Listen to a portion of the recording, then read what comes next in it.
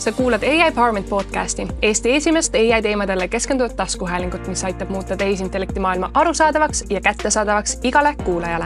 Igal reedel toome sinuni olulised AI arengud, kasulikud tööriistad ning inspireerivad kogemuslood. Me tehisarutame inimestega, kes rakendavad AI'd päriselt nii töös kui ka igapäevaelus. Mina olen Kerlin Tigemäe, tehisintellekti koolitaja ja finantsvaldkonna praktik. Ja mina olen Sandra Reivik, ettevõtja, AI koolitaja ja AI Empowermenti looja. AI, ning head kuulamist. Tere tulemast kuulama AI Empowerment podcasti. Meil on suur rõõm olla taas EBS-i videostuudios koos Sandraga laivis. Tšau, Sandra! Tervist! Ja meil tuleb täna väga vägev ja põnev episood, sellepärast meil on külas meie enda valdkonna esindaja. Meil on külas täna Eneli Eljand. Tere, Eneli! Tere! Ja me räägimegi nimelt sellest, kuidas toimub tehisaru kasutuselevõtt organisatsioonides, kuidas seda juurutada, kuidas toetada organisatsioone, ehk siis ka see, mida meie täna Sandraga teeme ja Eneli on täpselt selles samas valdkonnas. Eneli taust on tegelikult selliste erinevate tarkvarasüsteemide juurutamises. Ta tegeles 12 aastat sellega ja ma usun, ta teab sellest valdkonnast päris palju. Ja viimastel aastatel on ta tegelenud siis just nimelt tehisintellekti juurutamisega. Ta on tehisintellekt.ee asutaja ja tegevjuht ja tegelebki just sellega, et aidata ettevõtteid targemalt ja efektiivsemalt e-lahendusi ja e-lahenduste juurutamisel. Aga ma kõike ei tahagi ise rääkida, ma tahaksin kohe sulle sõna anda, Eneli, ja räägi enda taustast ja räägi sellest, kuidas sa siis jõudsid sinna tehisintellekti maailma, kas see käis kuidagi niimoodi järsku või sujuvalt varasema töö käigus? Ja mina ütleksin kohe esimese küsimuse, millal te selle domeeni ostsite?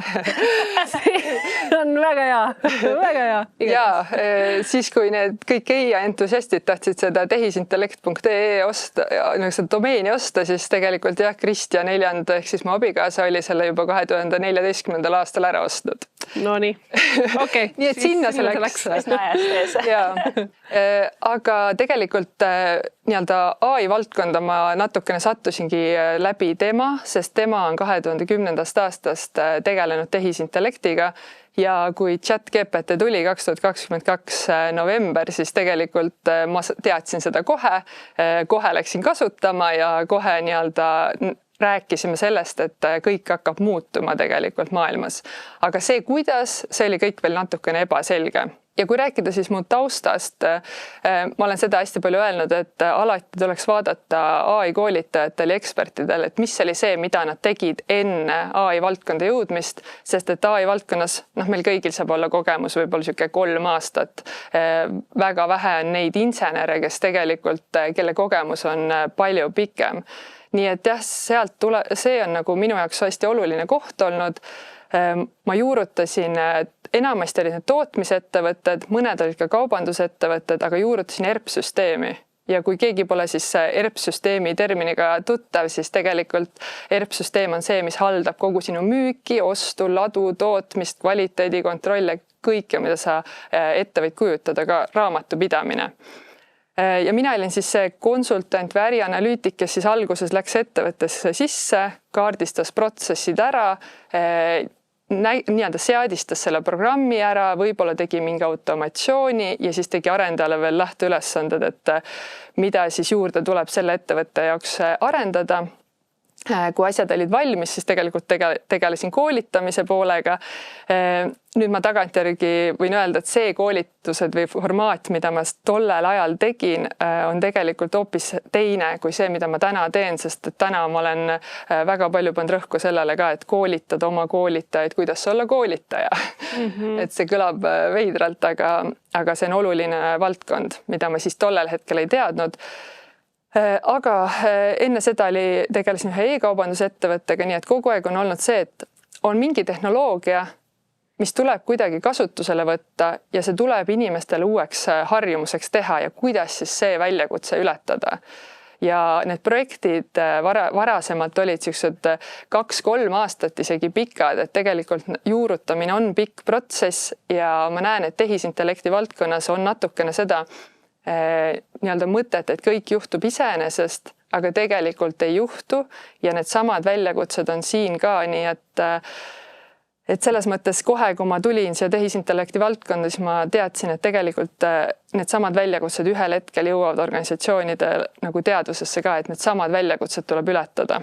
Sest et tegelikult sa oled ju selle 12 aasta jooksul olnud nii projektijuhi arvatavasti rollis, ärianalüütikuna, siis äriprotsesside konsultandina. Need väljakutsed arvatavasti on üsna sarnased ikkagi, kui me räägimegi protsesside juurutamisest, muutmisest.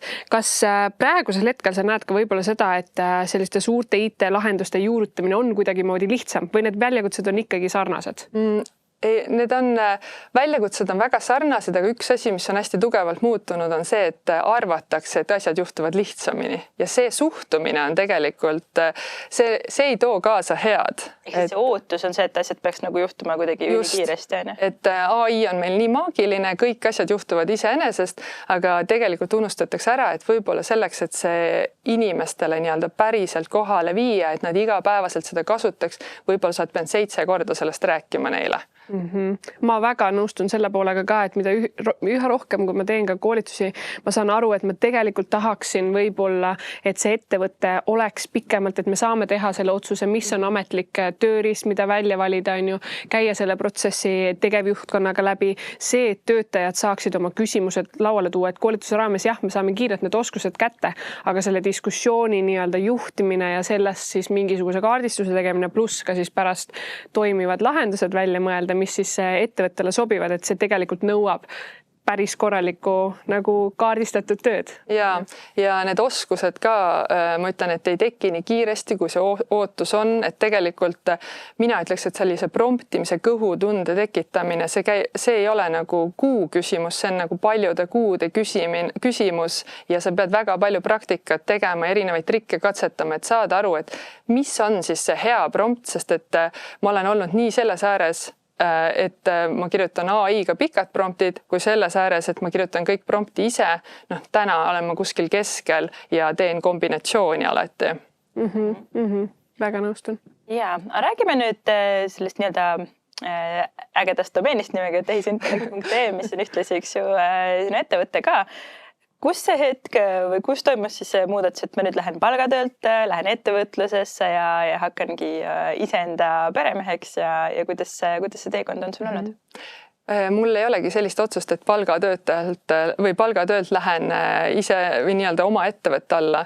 Et tegelikult see eelmine ettevõte, kus ma olin ka osanik, ma müüsin selle osaluse ära ja kui ma selle ära müüsin, siis ma tegin Kristjaniga, kes siis nagu on varasemalt väga palju tehisintellekti valdkonnas olnud, tegime sellise äriideede kaardistuse ja mõtlesime, et millega edasi minna. Kristjan oli juba tegelikult tehisintellekti selliste eriarendustega alustanud, ta oli neid aasta aega teinud, ma olin selle nii-öelda kõrvalt, olin näinud seda, aga siis nii-öelda 2024 oli minu jaoks see punkt, et ma otsustasin, ma tulen eelmisest ettevõttest ära ja mõtlen, et mis nüüd edasi saab. Ja kui me need kõik äriideed ritta panime, siis tundus lihtsalt, et see tehisintellekt on nii potentsiaalikas ja oli ette ka teada, et Kristjan soovib minna teha oma toodet. Ehk siis ta tegi küll seda eriarendusi, aga tal oli huvi edasi liikuda. Nii et algusest peale siis oligi mõte, et ühel hetkel mina võtaksin selle üle ja tegelikult kogu minu varasem taust, kus meil oligi siis konsultatsioonifirma põhimõtteliselt, olime ERP-süsteemi lahendusi pakkusime. Et kogu see taust tegelikult toetab seda kõike, mida ma täna teen, et ma tunnen, et ma teen täpselt sama äri, lihtsalt tehnoloogia on teine. Väga hea, ma just mõtlen ka seda, et eks me ise koolitajatena teame, kui palju me tegelikult ise ka tehisintellekti kasutamine, kas selles äriplaanide mõtete põrgatamisega siis juba ka tehisintellektiga nii-öelda nõustasite ka ennast või põrgatasite neid mõtteid?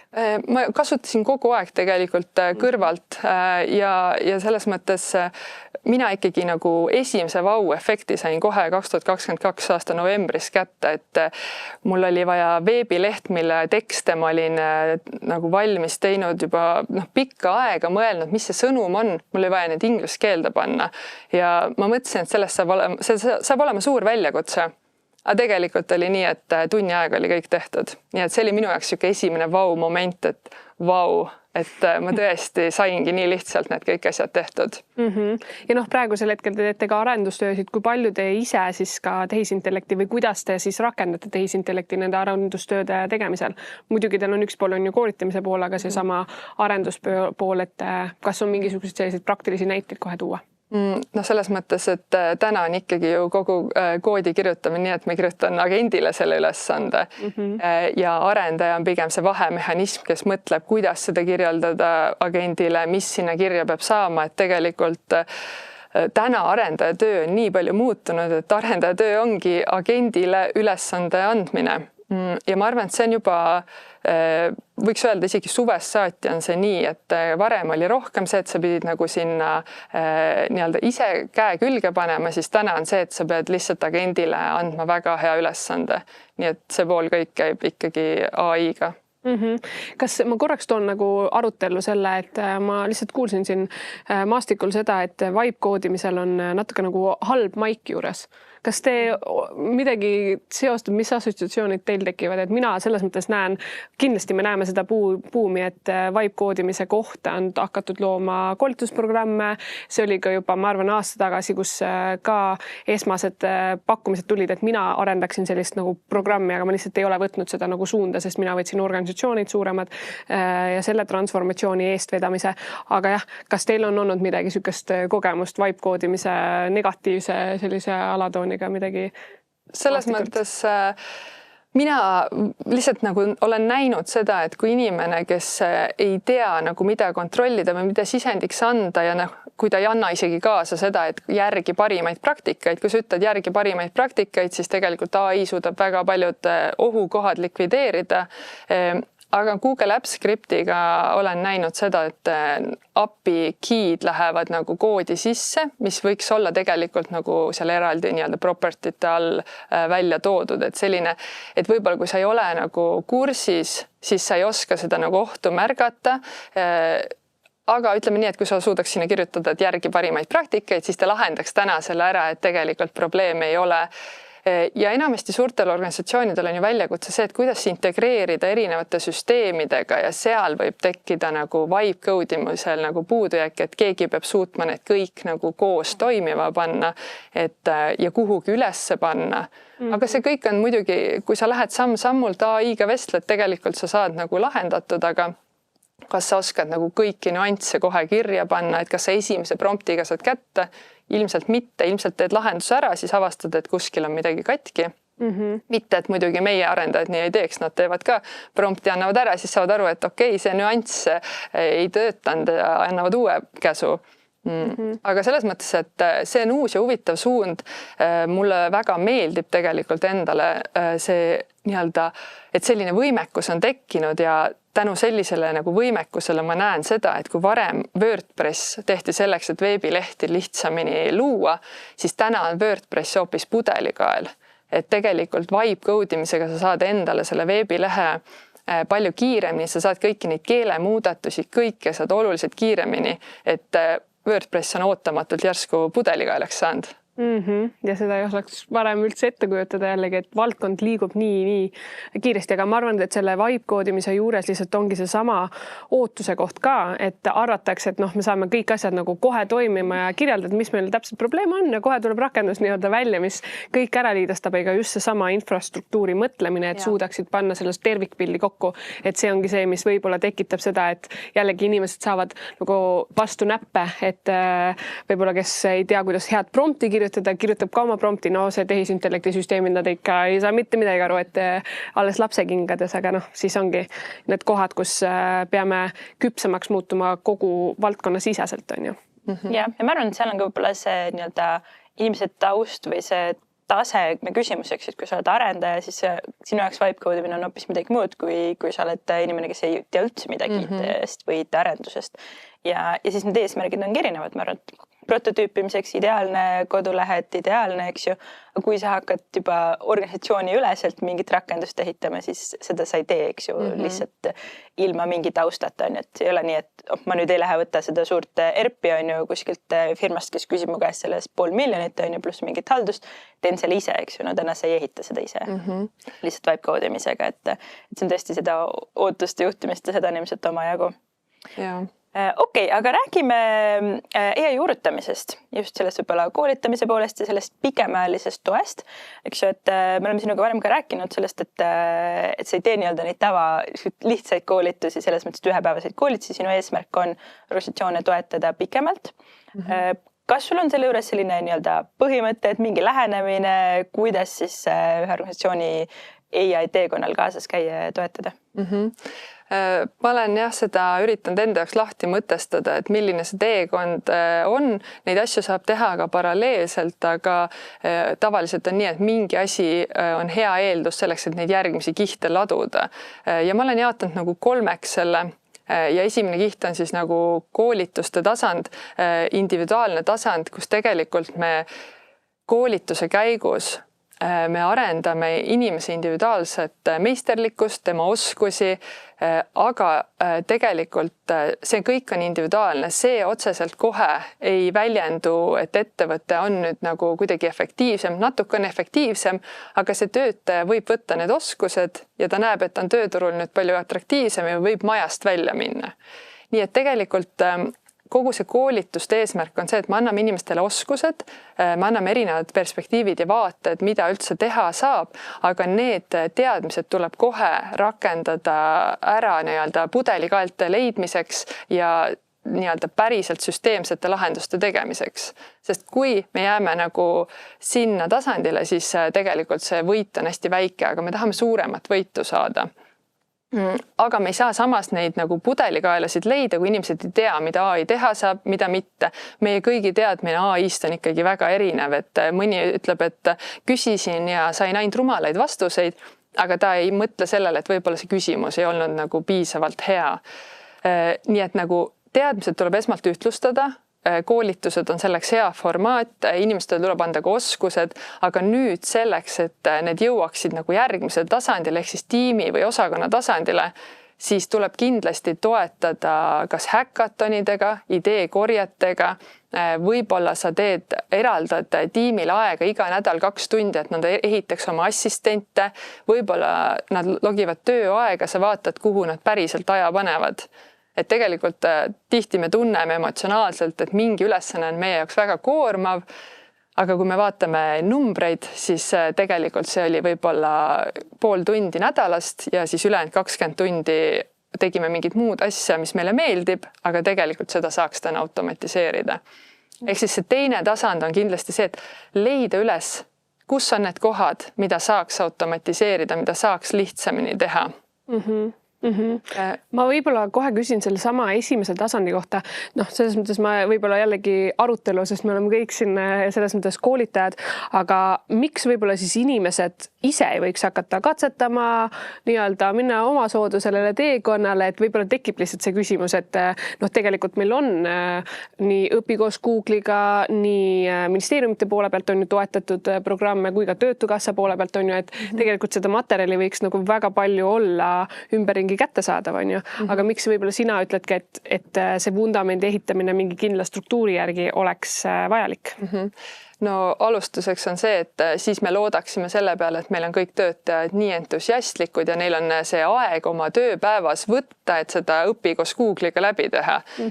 Tegelikult on see, et siin taga on ju ka otsus juhi poolt, et me eraldame selle aja ja seda aega tavaliselt, kui me teeme mingit tööd, seal ei ole loogiliselt seda aega sees, et paneme siia nagu veel AI õppega juurde. Et muidugi, kui juht eraldaks kuidagi, suunaks mingid ülesanded kellelegi edasi, delegeeriks, võib-olla kuidagi mängiks ringi, siis see on põhimõtteliselt võimalik. Aga see eeldab nagu inimese poolt endal seda distsipliini, et ta teeb seda.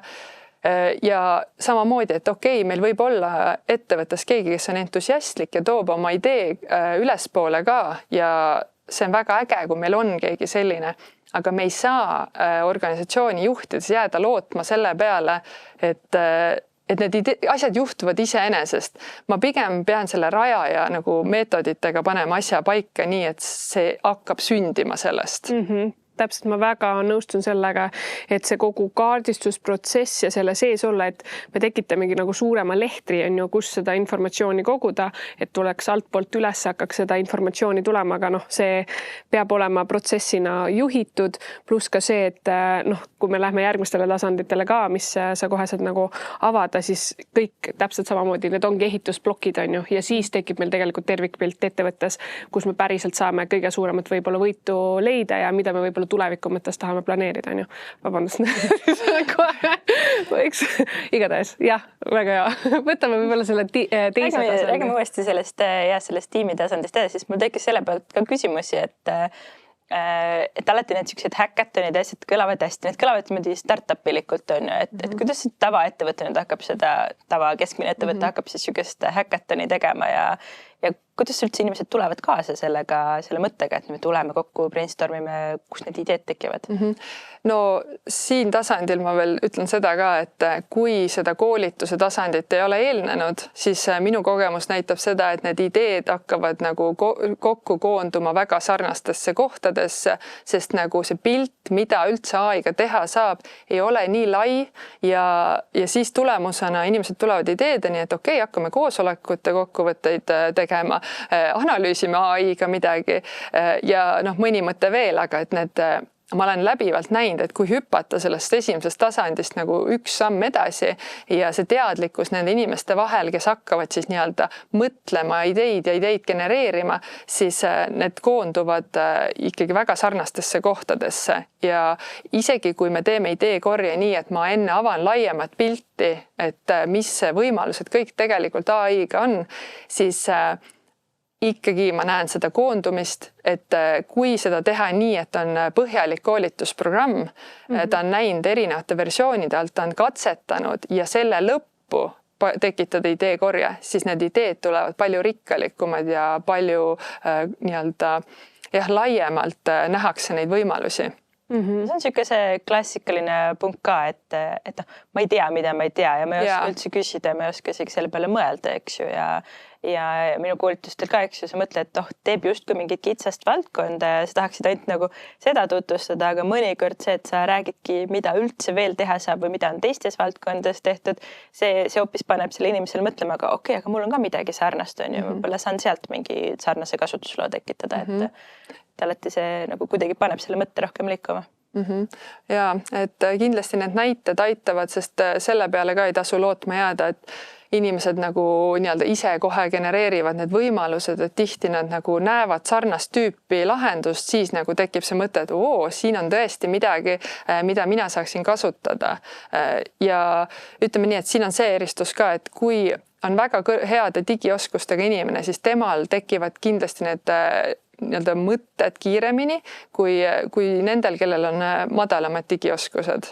Et seda ma ka läbivalt näen, et nemad jäävad hästi kinni sellesse, mis sa oled hästi ette andnud, sellesse ratta jäävad. Jah, ja ongi see, et tihtipeale ma rõhutan seda vaata, et diskussioonis, et ka need inimesed, kes on võib-olla digipädevamad ja hakkavad rääkima, siis need teised hakkavad võib-olla laiemalt mõtlema, aga jällegi selle diskussiooni peab nagu avalikult tekitama. Ja minu jaoks ongi suuremad võidukohad, kui nagu juba koolituste käigus sa näed, et neil läks päriselt nagu mõte lahti, et millist teadmiste baasi ehitada, kas me saame selle kuidagi Asuuris selle informatsioonid killud nagu kokku korjata kuidagi ja nii-öelda siis juba mõelda automatsiooni peale, on ju. Et see on niisugune hea koht, kus näha ka koolitajana seda, et sa oled saanud mingisugused mõttelõngad nagu jooksma. Aga ma tean, et tegelikult on ju ka kolmas tasand on ju sellel samal metoodikal, kuidas teie lähenete koolitamisele, et võib-olla natukene tutvustad ka seda kolmandat poolt. See on nagu mitte koolitamisele, aga just juurutamisele. Et ma näen, kolmas tasand on nii-öelda strateegiline tasand ja juhtide tasand, aga seal ma ütlen, et ma ei tea Eestis ettevõtet, kes oleks selle nii kardinaalselt ette võtnud täna.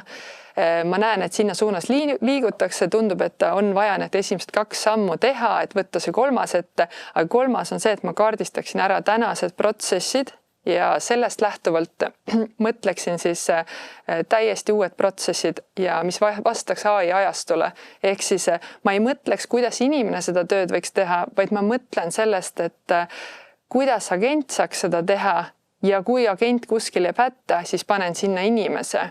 Aga et me looks seda ikkagi nagu AI agendist lähtuvalt ja sellist nagu mõttemustri muudatust on väga raske isegi teha, et me enda ettevõttes oleme nüüd koolituste protsessi Lean Digitaliga kaardistanud selleks, et vaadatagi nagu, kuidas see protsess ümber disainida.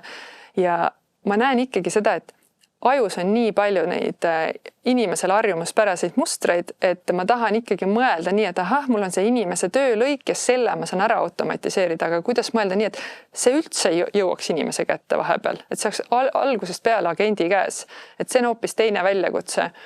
Aga sellist nagu, et ma võtan ja kaardistan protsessid ära, sellise otsuse saab teha ainult juht, sest selleks on vaja raha, aega ja tegelikult niisama inimestel oma igapäevatöö kõrvalt selleks aega ei ole ja tõenäoliselt on vaja kaasata ka kolmas osapool, kes siis kaardistaks neid protsesse nii, nagu nad täna on.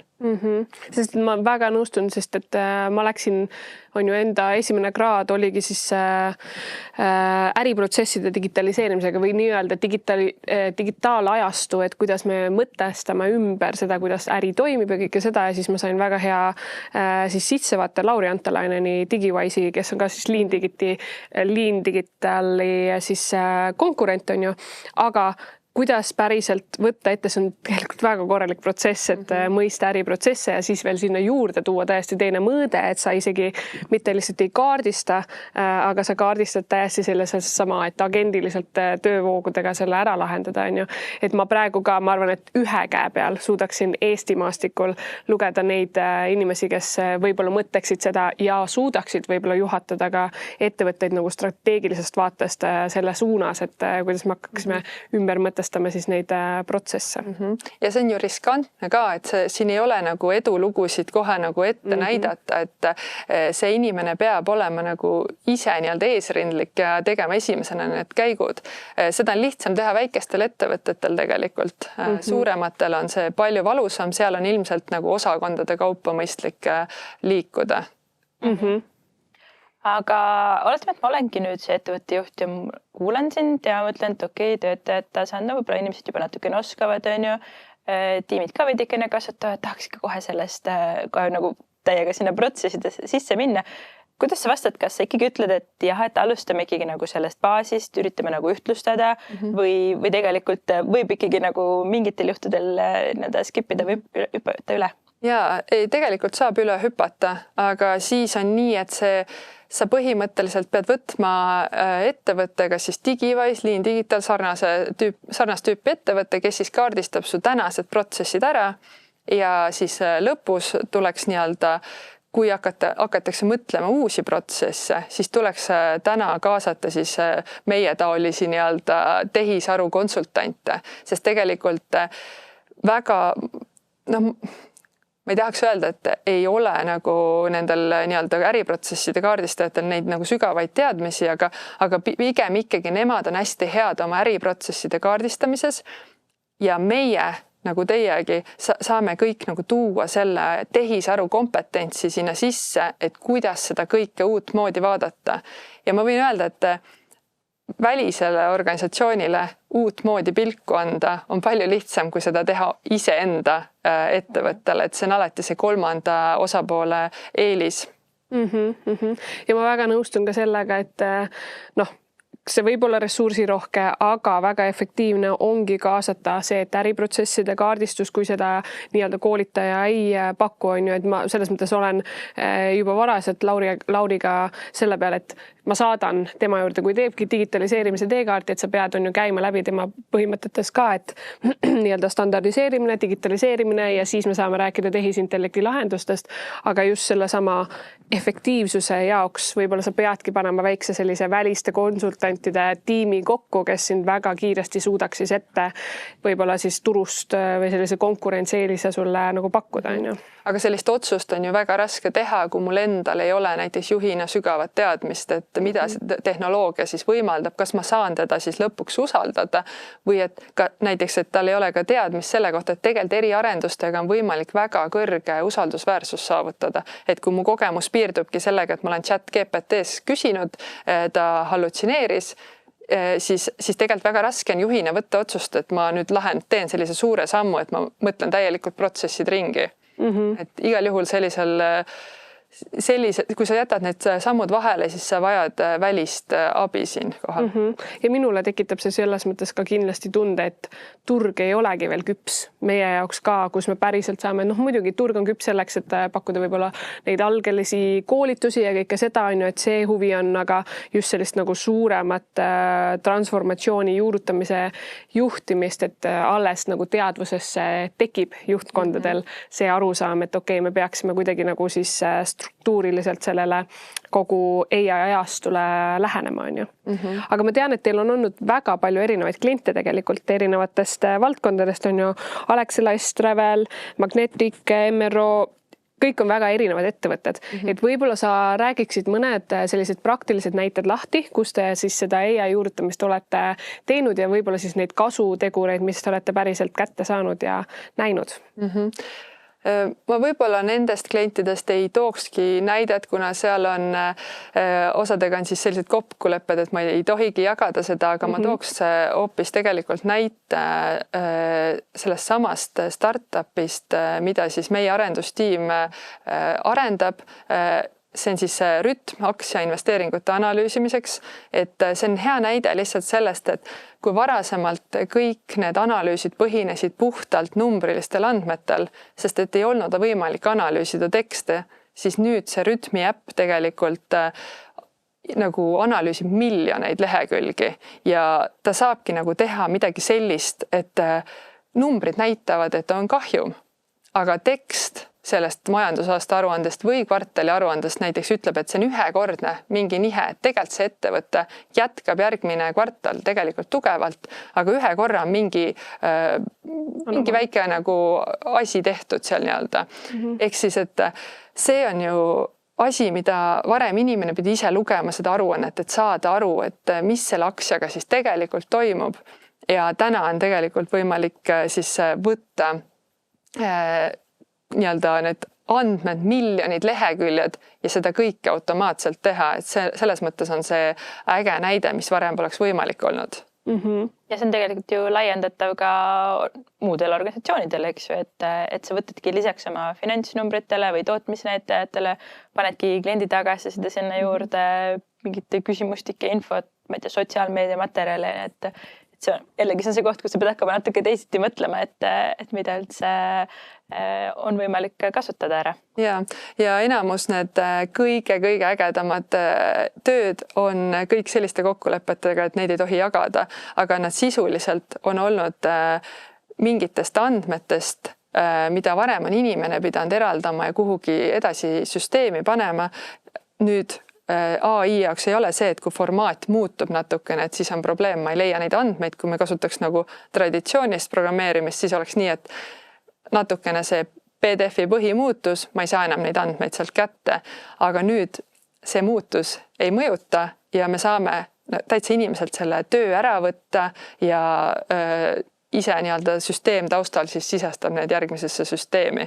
Aga seal ongi alati tavaliselt käib sinna kaasa ka see, et nad ei taha seda keegi jagada, aga need on ägedad lood alati. See on alati siuke konkurentsieelis juba teiste ees, eks ju.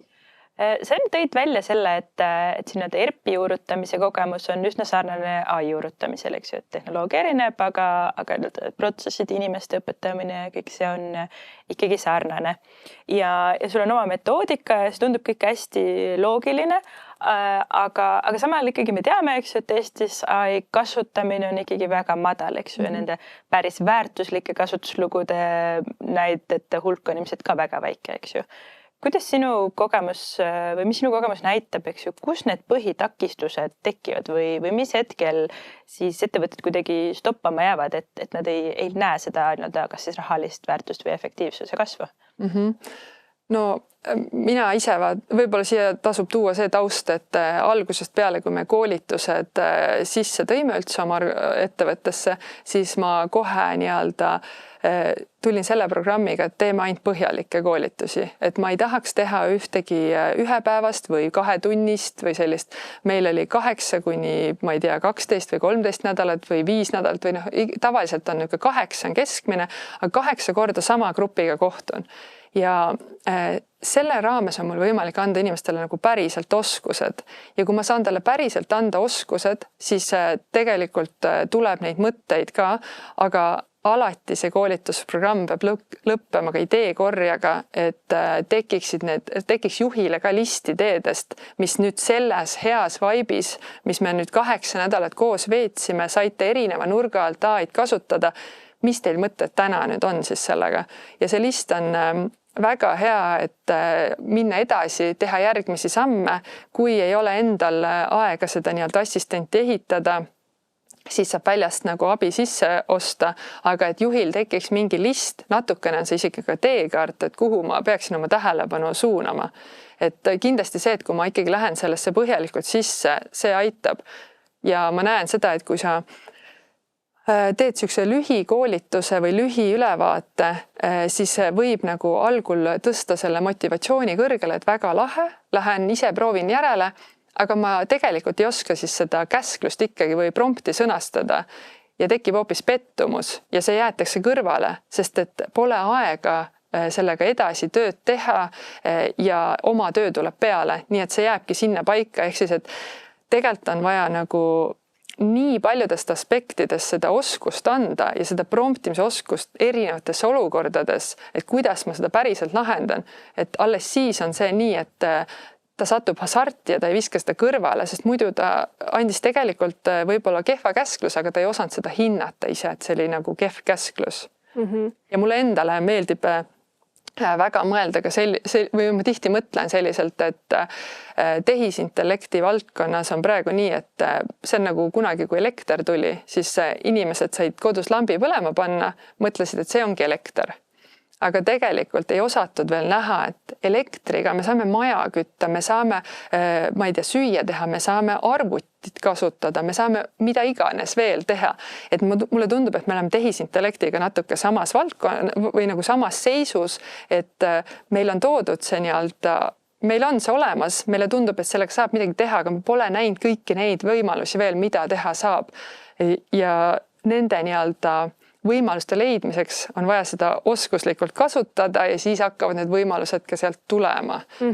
Ja ma arvan ka tegelikult nagu koolitajatena, mina hindangi, et me teame väga palju seda, et turg kindlasti üle küllastub koolitajatest, et üha rohkem ongi tulemas turule inimesi, kes teevad koolitust, pakuvad täpselt seda plaasterkoolitust ühe korra on ju, ja meie, kes võib-olla siis töötavadki ettevõtetega pikemas perspektiivis või viljelevad seda mõttelaadi, et tegelikult me peame hoidma kätt pikemalt on ju ja seda tegema kuidagi juhitud protsessina, et ajapikku arvatavasti tuleb ka see usaldus, et see tegelikult ongi toimiv viis on ju ja ka mõistmine siis selles mõttes teise poole pealt, et ettevõtted saavad aru, et see tegelikult on investeering, mis tuleks võtta ja mis toob suuremat kasu kui lihtsalt see, et visata nagu ükskord vette, inimesed suplevad ja võib-olla nagu wow, kui ilus, siin on nii hea vaade, see on nii lahe on ju ja siis kuskile jääb see täpselt kuskile täpselt.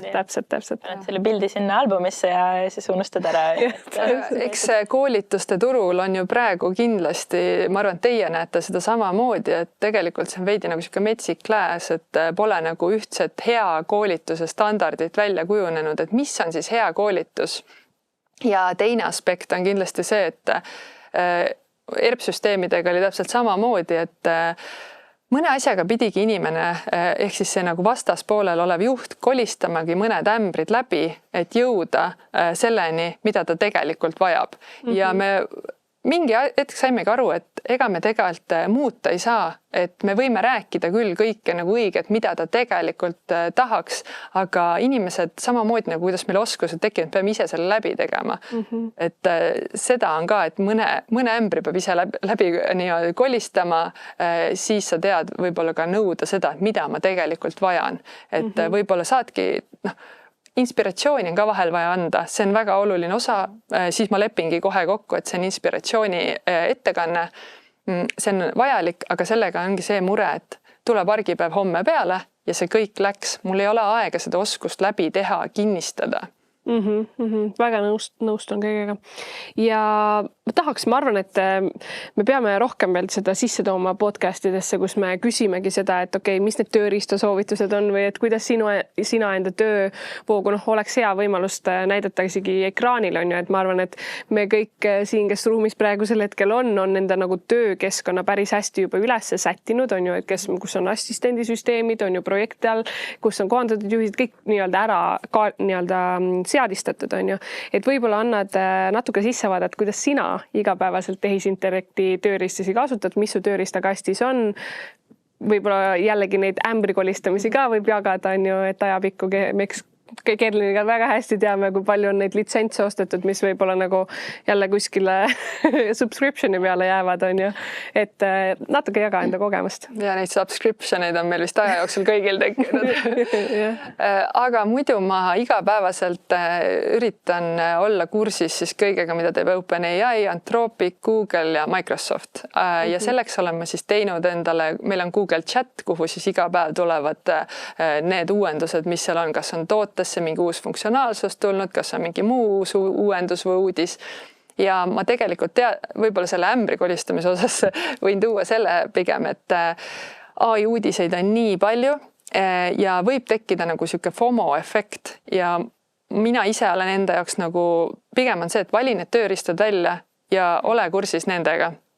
Ja see on ka see, mida ma nagu uudiste jälgimise mõttes teen, et ma olengi sinna kanalisse koondanud ainult need asjad, mis päriselt minu jaoks on olulised, mida ma pean alati läbi lugema. Ja see on nagu üks asi, mida ma kindlasti igapäevaselt teen.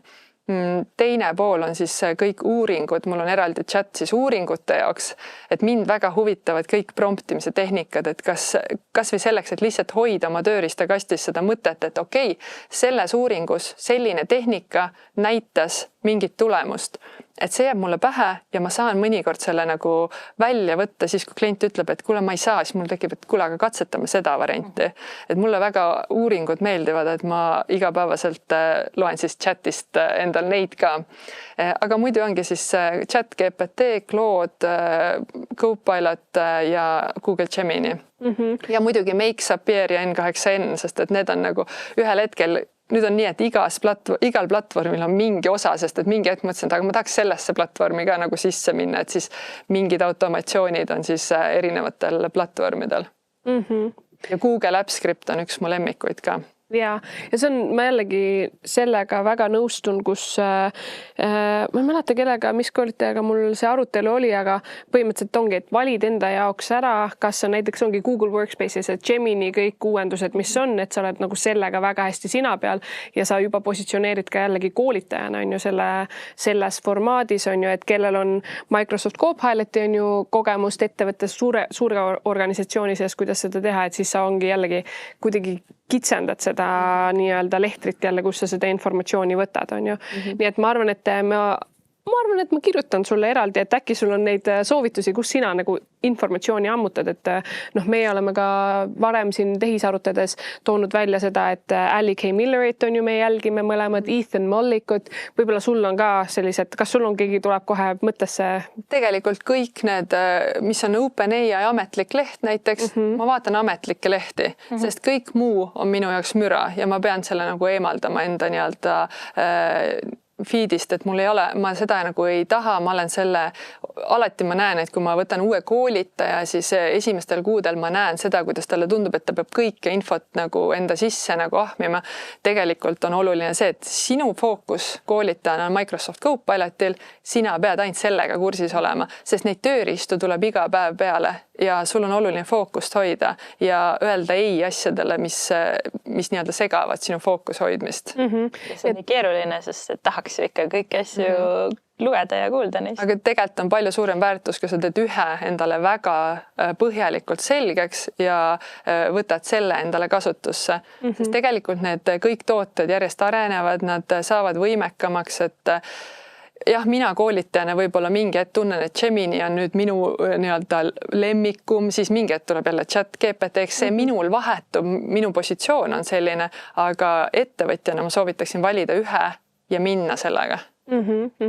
Ja samamoodi, kui me räägimegi, kes vaatavad, kes soovivad koolitajana ennast nagu arendada, see, et võtta nii-öelda kitsam fookus, aga ongi välise konsultandina või kui soovitakse väliskonsultanti kaasata, siis minnaksegi selle järgi, et näed, kas ta oskab näiteks Google Workspace'is või Microsoft Copilotis, et ma arvan, see oleks ka nii-öelda turul koolitajate seas niisugune hea jällegi tava või tasand, mida me võiksime arendada ja nagu julgustada.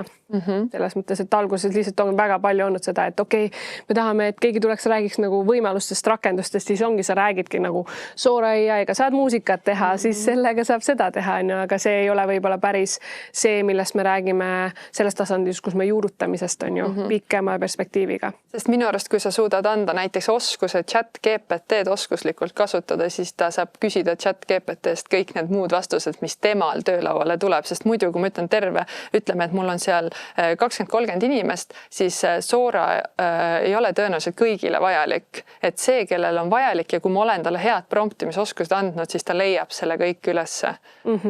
Tõsi. Just. Me mõtleme võtame. Kuule, Enel, räägime viimase teemana tulevikust ka natukene, et sa ikkagi üsna nii-öelda hoiad kursis ka sellega, mis nagu uuringutes on ju, et uuringud ka tihti, eks ju, katsetavad erinevaid tehnoloogiaid. Kas on midagi sellist, mis just tehisintellekti teemadel on midagi, mida sa ootad, eks ju? Hästi palju me rääkisime eelmine aasta agentidest, on ju, kõik ootasid hullult agente, on ju. Praktikas väga vähe neid päris agente kasutatakse, eks ju. Mis sinu jaoks on see, mis sa ootad, et võiks juba nagu minna paremaks või mis päriselt võiks siis ettevõtteid veel edasi aidata? Agendid võiks stabiilseks muutuda. Ehk siis need täna ikkagi, kui on palju samme, kui me räägime näiteks ChatGPT sees olevast agendist, siis tegelikult ta ikkagi ebaõnnestub, et kui samm on 1 või 2, selle mõnikord on rohkem, siis ta teeb ära, aga ta võiks stabiilseks muutuda.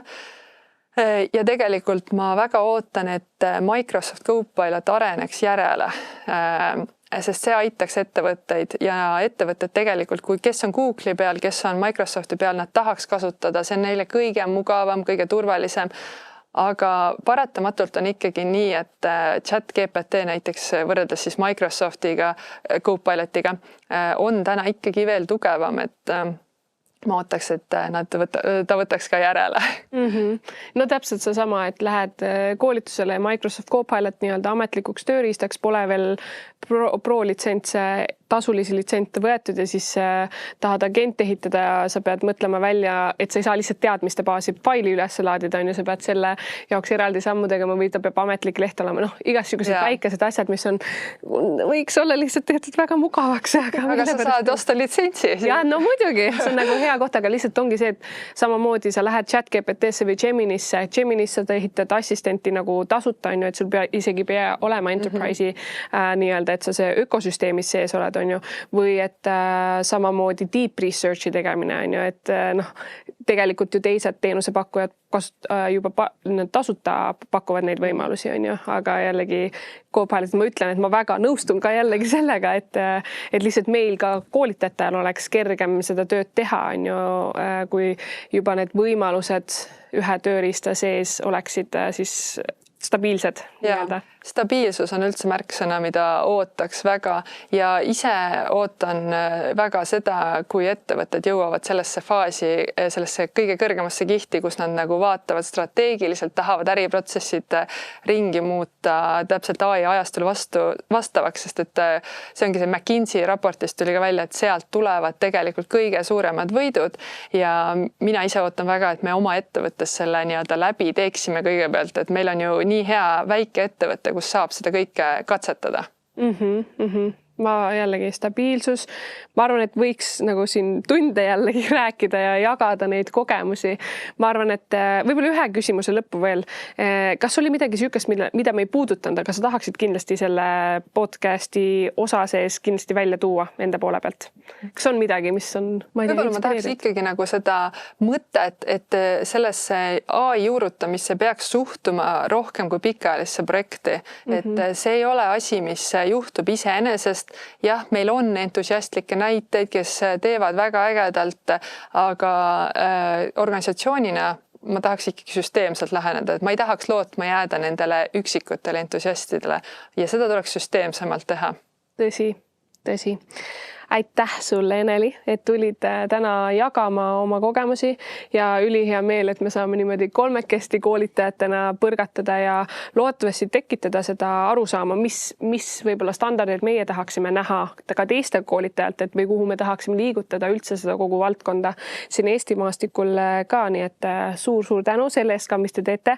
Hea domeenivalik, siiski pean selle lõppu siia välja tooma ja jõudu. Ma loodan, et meil on aega siis võib-olla mingisuguse poole aasta pärast teha uuesti vaadet sellesse sisse, kuidas Eesti ettevõtted on arenenud just selle AI juurutamise poole pealt on ju ja teha väikest tagasivaadet ka. Aga suur tänu, Kerlin. Aitäh sulle ja teie kõik kuulajad, aitäh, et olete olnud meiega.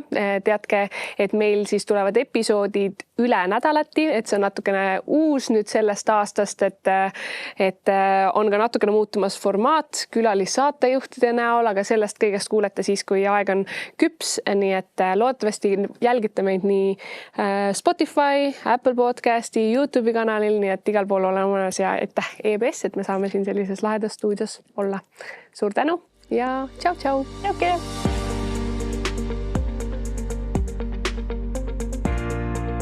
Täname Estonian Business Schooli, kes on meie ametlik tehniline partner ja pakub taskuhäälingute salvestamiseks professionaalset video- ja helistuudiot.